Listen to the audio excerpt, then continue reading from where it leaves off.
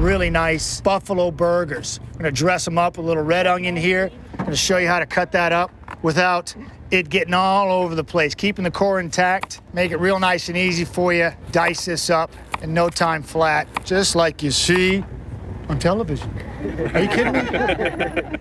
Set these aside. How about a little dried cranberries? Oh, yeah. Those look gorgeous. Yeah. Take about half of those. Very nice. Just dice those up nice and easy. Now, the buffalo meat itself, huh? Look at that. Lean, nice, rich, dark meat, high in protein, good for you, really hearty taste. Dress it up a little bit here.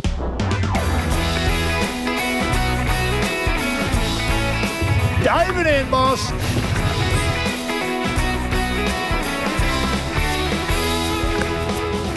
Killer snowball maker, so this should be no problem for me.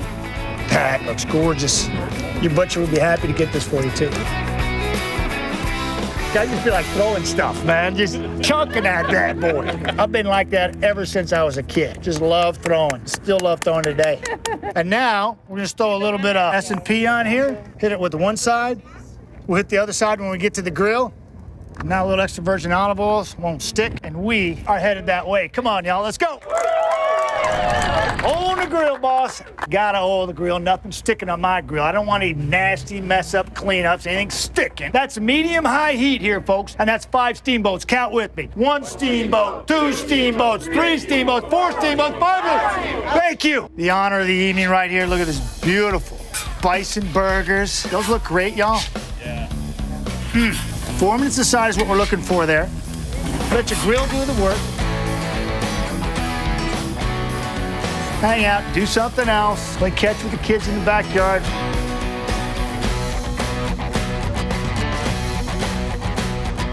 All right, I think we're about ready to flip, and we can do that.